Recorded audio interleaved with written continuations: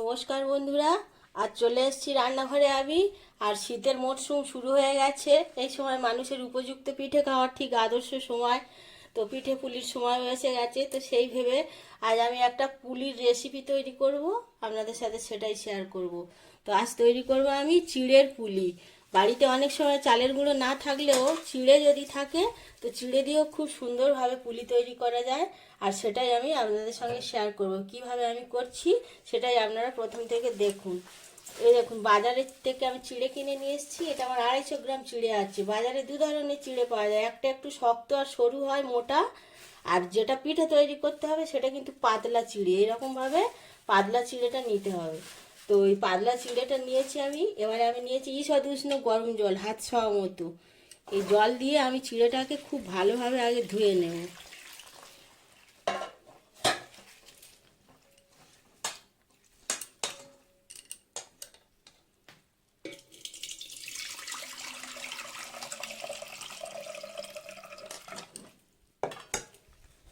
দুবার করে জল পাল্টিয়ে আমি চিড়েটা খুব ভালোভাবে ধুয়ে নিচ্ছি। চিড়েটা খুব ভালোভাবে ধুয়ে নিয়েছি, একদম জল ঝরিয়ে, জল নেই, এমনিতেই নরম হয়ে গেছে। এটা আমি এবারে মিনিট 5-এর জন্য এমনি রেখে দেবো, আরও নরম হয়ে যাবে, মাখবার মতো উপযুক্ত।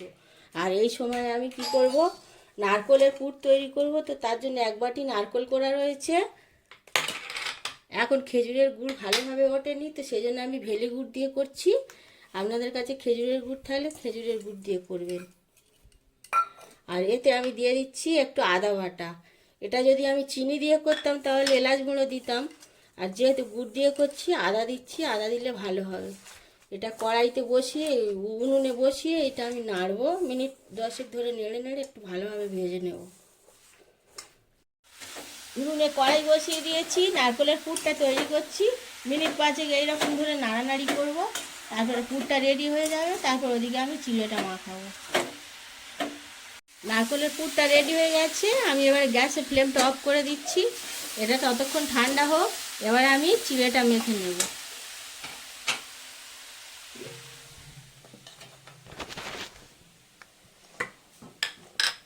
চিড়েটা 5 মিনিট থাকার পরে একদমই নরম হয়ে গেছে। এবার এতে খুব সুন্দর মাখা যাবে। তো এতে দিয়ে দিচ্ছি একটু নুন, আর দিয়ে দিচ্ছি হাত ছোঁয়া মতো একটু ময়দা।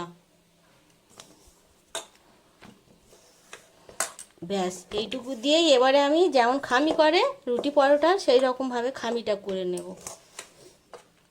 আর এরকম হাত ছোঁয়া মতো একটু একটু করে যতটুকুনি ময়দা লাগে, বেশি লাগে না, একটুখানি ময়দা দিয়ে ব্যাস এবারে মেখে নেব। তারপরে পুলিটা তৈরি করব। চিড়েটা খুব সুন্দরভাবে মাখা হয়ে গেছে। এবার এর থেকে ছোট ছোট গোল গোল করে তারপরে পুলির আকারে গড়ে নেব।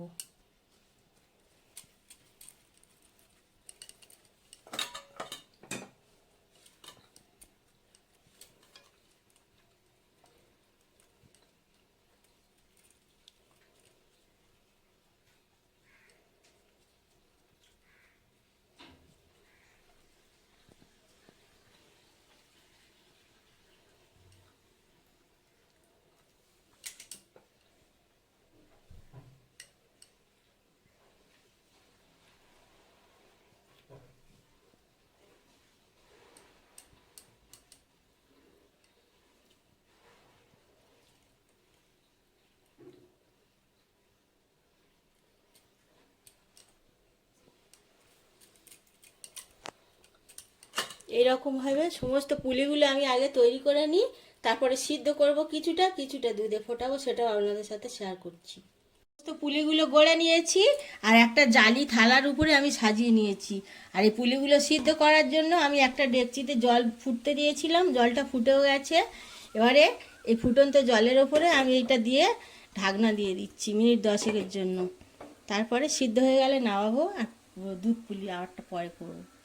ঠিক 10 মিনিট পরে আমি চলে এসেছি, ঢাকনা খুলে দেখছি কতটা কি হলো। খুব সুন্দরভাবে সিদ্ধ হয়ে গেছে, ফুলেও গেছে। এবার আমি এদিকে গ্যাসটা আমি অফ করে দিচ্ছি, এটা ঠান্ডা হওয়ার জন্য অপেক্ষা করব। আর আমি বলেছিলাম দুধ পুলি করব কিছুটা, তো এই দুধ ফুটছে আর পুলিগুলো গড়ে নিয়েছি।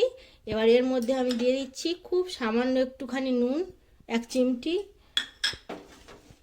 দিয়ে দিচ্ছি চিনি পরিমাণ মতো, আর দিয়ে দিচ্ছি 4-5টা ছোট এলাচ থেঁতো করে আমি এর ওপর থেকে।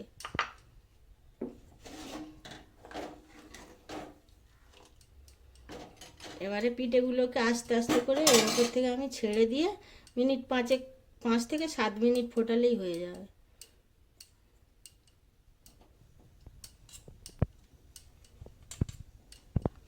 একসঙ্গে দুটো ঠান্ডা হয়ে গেলে আমি পরিবেশন করে আবার আপনাদের সঙ্গে দেখাবো।